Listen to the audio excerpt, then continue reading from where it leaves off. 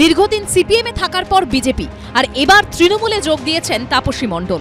এখনো পর্যন্ত বিজেপি ছেড়ে যে কয়েকজন বিধায়ক তৃণমূলে গেছেন তাদের অনেকেই বিধায়ক পদ ত্যাগ করেননি। তিনিও কি সেই পথেই হাঁটবেন? ইঙ্গিতপূর্ণ মন্তব্য করলেন তাপসী। পাল্টা বিধায়ক পদ না ছাড়া নিয়ে তাকে কটাক্ষ করতে ছাড়েননি শুভেন্দু অধিকারীও।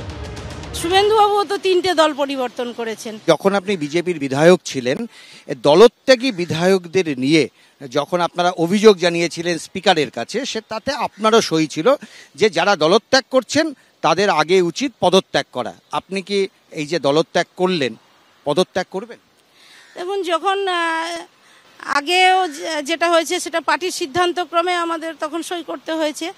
সেখানে যখন যারা গেছে তাদেরও দলত্যাগের কোনো রকম পরিবেশ তৈরি হয়নি, তাই আমার ক্ষেত্রেও সেই পরিবেশ তৈরি হওয়ার কোনো জায়গা আছে বলে আমি মনে করি। আগে যারা বিজেপি ছেড়ে তৃণমূলে গেছেন তারাও যেহেতু তৃণমূল ছেড়ে তো বিজেপিতেও এসছে, তাহলে তাদেরও তো সেইটা হয়নি। আপনি বিরোধ সবার সঙ্গে করেন, লক্ষণ সেট আপনাকে সৃষ্টি করেছে, তার সঙ্গে বিরোধ করেছেন। এক একজনের থাকে সব অভ্যাস। আর আমি যেদিন যোগ দিই বিধায়ক পদ ছেড়ে, উনি এত লোভী বিধায়ক পদ রেখে জয়েন করেছিলেন। তফাৎ আছে আমার সঙ্গে উনার। তাপসী মণ্ডলের সঙ্গে সোমবার তৃণমূলে যোগ দেন তমলুক সাংগঠনিক জেলার বিজেপির কোর কমিটির সদস্য শ্যামল মাইতিও। এদিন সত্য বিজেপি ত্যাগী হলদিয়ার বিধায়কের পাশাপাশি তাঁকেও তীব্র আক্রমণ করেন শুভেন্দু অধিকারী।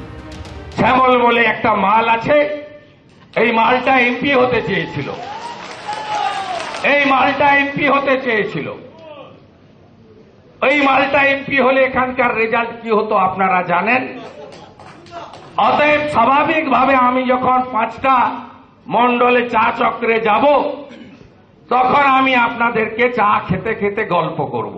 কুকুর যখন পাগল হয়ে যায়, রাস্তাঘাটে পাবলিককে যখন কামড় দেয়, সাধারণ মানুষ যারা সভ্য মানুষ তারা কখনো কুকুরকে উল্টে কামড় দেয় না। তাই সবাই ওনার অবস্থায়, আমি এর উত্তর কিছু। তাপসী মণ্ডলের দলত্যাগের ফলে তমলুক সাংগঠনিক জেলার নতুন সভাপতির খোঁজে নেমেছে বিজেপি। একমাত্র মনোনয়ন জমা দিয়েছেন মলয় সিনহা, তাই তাঁরই ওই পদে বসার সম্ভাবনা বেশি। উজ্জ্বল মুখোপাধ্যায় ও বিটন চক্রবর্তীর রিপোর্ট, এবিপি আনন্দ।